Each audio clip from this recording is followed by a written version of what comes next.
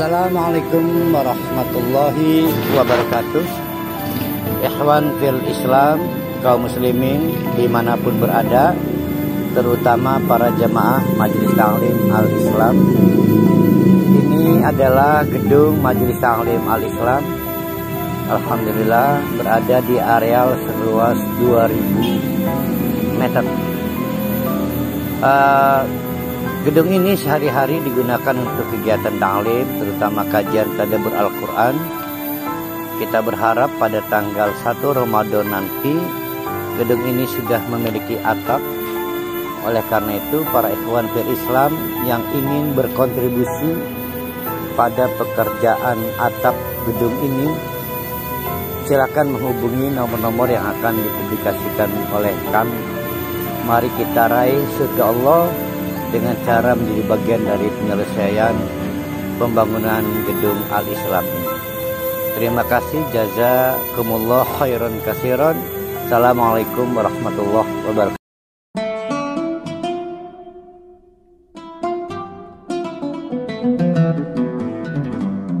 Assalamualaikum warahmatullahi wabarakatuh. Alhamdulillahirabbil alamin.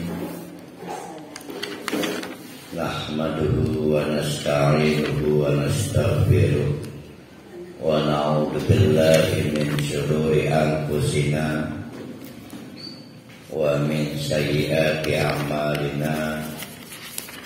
May yahdihillahu fala mudilla lahu wa may yudlilhu fala hadiya lahu. Asyhadu an la ilaha illallah wa asyhadu anna Muhammadan abduhu wa rasuluh la nabiyya ba'dahu. Mudah-mudahan pada Ahad, kajian Ahad subuh hari ini, kita dimudahkan oleh Allah menyelesaikan surah Hud, sehingga pada pekan mendatang kita sudah masuk ke surah Yusuf. Jadi kalau lewat waktu sedikit, saya tetap akan menyelesaikan. Jamaah yang keburu punya janji ke alun-alun, gak apa-apa. Yang takut mau ke alun-alun Pandeglang, jogging. Karena tanggung. Surah Hud ini diopinikan oleh Nabi Muhammad sallallahu alaihi wasallam sebagai surah yang menyebabkan beberapa bagian dari rambut Nabi Muhammad sallallahu alaihi wasallam beruban. Jadi suatu hari Nabi dikomentari mulai beruban ini rambut. Maka Nabi menjelaskan tidak ada yang membuat rambutku beruban kecuali surat Hud ini.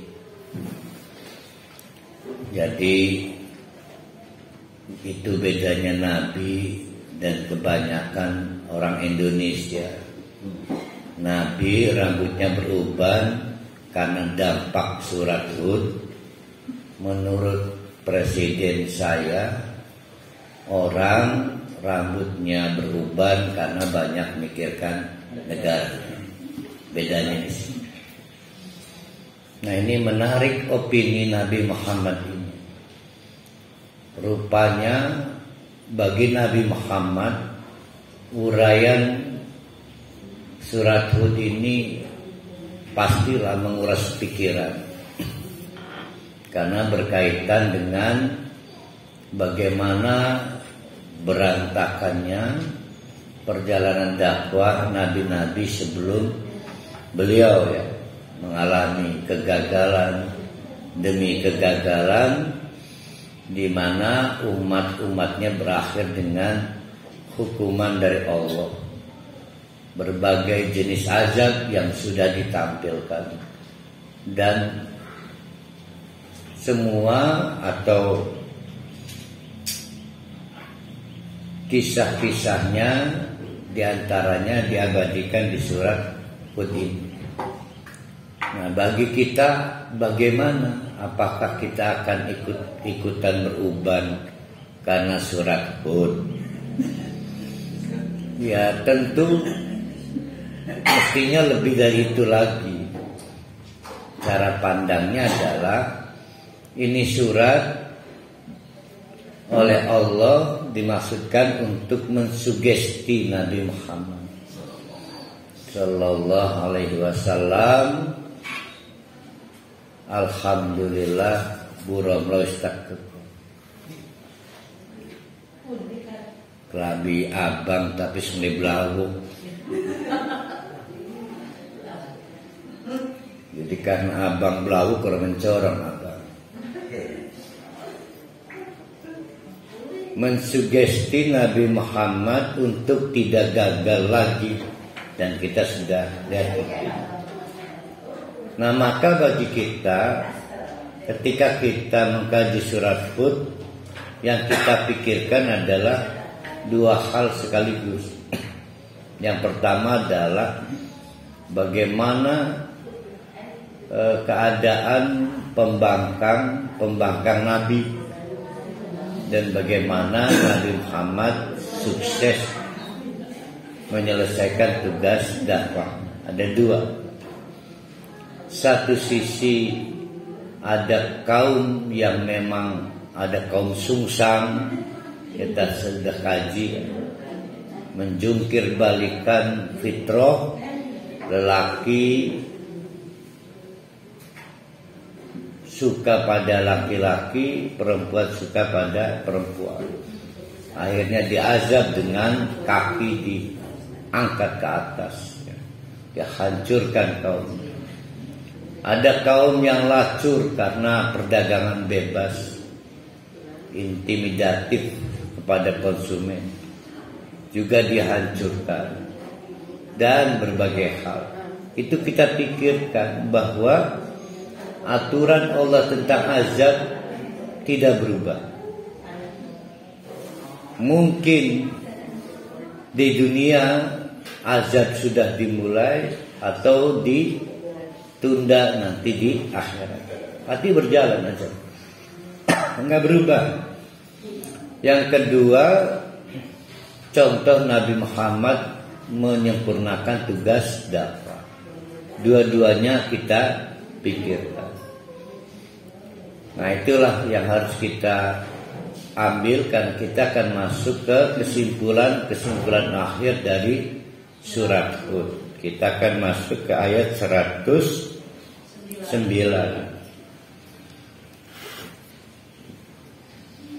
Masih ingat total 7 kisah. Dimulai dari kisah Nabi Nuh, Nabi Hud, Nabi Saleh, Nabi Syuaib, Nabi Lut, Nabi Yakub, Nabi Ibrahim, lalu terakhir Nabi Musa. Sudah 7 kisah itu disampaikan kepada Nabi Muhammad. Maka Allah akhirnya memberi nasihat. Allah berfirman, "Hai Muhammad, fala taku." Mangkane itu apa artinya? Oleh karena itu, janganlah engkau menjadi fi miryatin, dalam situasi tidak menentu. Berarti ketika surat atau rangkaian ayat ini turun, secara psikis Nabi sedang semacam kena mental menghadapi situasi dakwah yang menurut Nabi mekenen amat. Nah, akhirnya Allah dengan penuh kasih sayang, tidak ingin nabinya ini gagal dakwah, memberikan banyak contoh, 7 kisah walaupun tidak rinci poin-poin pentingnya. Maka kata Allah, fala taku fi miryatin. Wis ya, aja bimbang mah. Jangan ragu lagi atau tidak ada alasan untukmu hai Muhammad dalam situasi fi miryatin, penuh kebimbangan, mimma ya'budu haula'i, terhadap pendirian mereka dalam hal beribadah maupun apa yang disembah. Ya. Kalau di Mekah berarti yang dihadapi orang-orang yang menyembah berhala. Di Madinah lebih variatif lagi, ada menyembah dunia, ada menyembah kapitalis, ada menyembah rezim. Contoh-contohnya sudah lengkap jauh sebelum Nabi Muhammad. Mereka yang mengingkari kenabian, mengingkari kitab suci, mengingkari kerasulan, pasti diazab. Ma ya'buduna illa kama ya'budu aba'uhum min qabl.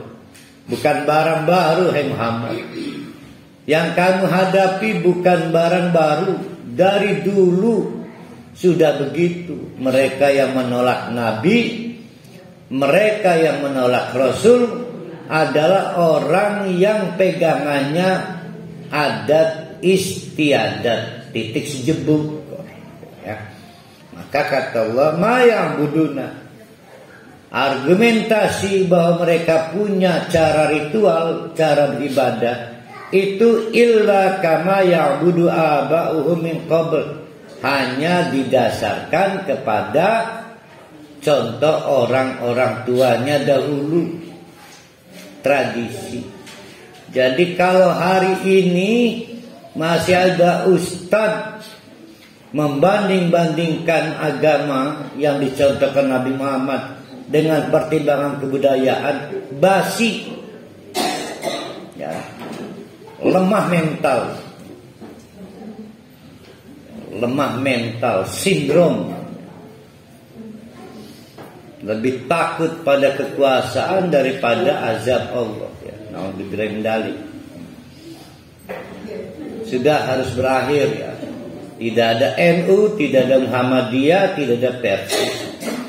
Yang ada adalah mau ikut Allah atau masih mau tertahan oleh adat istiadat. Jadi pintar ini orang-orang liberalis, orang Yahudi ini dibuat enggak pede karena dituduh Wahabi, dituduh Muhammadiyah, dituduh Persis, susah diatur, dituduh radikalis. Nah, sekarang identitas ini basi ya. Basi kalau masih ada ustadz berusaha beramah tamah dengan eufemisme, maka dia ustadz itu harus belajar surah Hud. Lihat ustadznya, kalau belum berubah dia belum mengkaji surah Hud. Karena Nabi Muhammad sudah menegaskan bahwa saya ini beruban bukan karena mikirkan negara, tapi karena mikirkan surah Hud. Ya, mau tanya soal uban. Sudah uban. Apa yang dikatakan Al-Quran ini betul